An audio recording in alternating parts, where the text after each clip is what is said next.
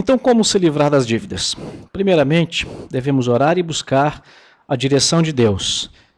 Segundo Reis 4, de 1 a 7, nos conta a história de uma viúva que ficou endividada devido à morte do marido. Ela então ora, pede a Deus e Deus lhe dá orientações do que fazer. Sugiro a você consultar o texto, mas como referência para essa orientação, orar e buscar a direção de Deus. É a primeira coisa que devemos fazer. Segundo, estabeleça um orçamento por escrito. Já falamos a respeito do orçamento, principalmente para quê? Para que você saiba exatamente onde você deve, para quem você deve e o que você precisa fazer.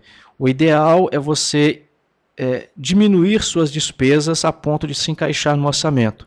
Se mesmo assim não der, você precisa considerar, como falaremos mais adiante, ter aumento na receita, mas desde que isso não venha lhe trazer prejuízos emocionais, prejuízos físicos, trabalhar 14, 18 horas por dia, isso não é inteligente, e para você que deseja ser um mordomo fiel, isso vai prejudicar a sua comunhão com a igreja, principalmente a sua comunhão com a família, e aí não é inteligente.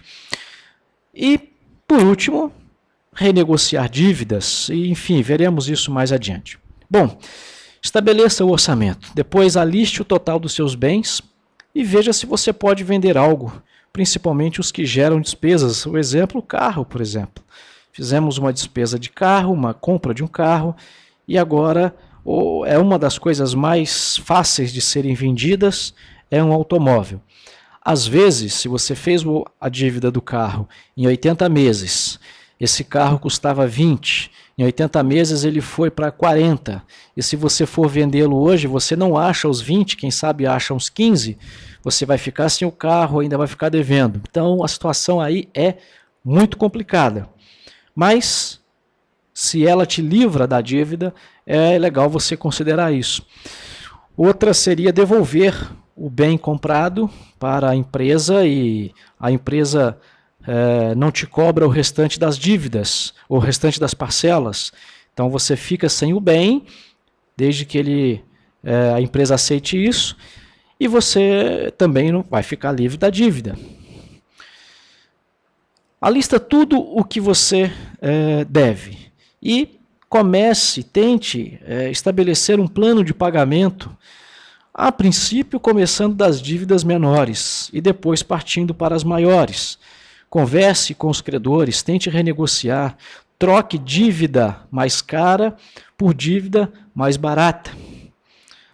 Mas, principalmente, jamais acumule novas dívidas.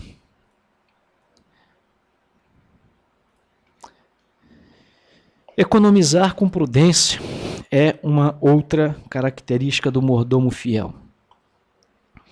Quem planeja com cuidado tem fartura, mas o apressado acaba passando necessidade. Provérbios 21, 5. O homem sensato tem o suficiente para viver na riqueza e na fartura, mas o insensato não, porque gasta tudo o que ganha. Provérbios 21, 20. As formigas, que são fracas, mas ajuntam a sua comida no verão. 3 textos que nos mostram sobre a inteligência de se economizar com prudência. Nós precisamos levar em consideração esses três textos e essa possibilidade muito importante.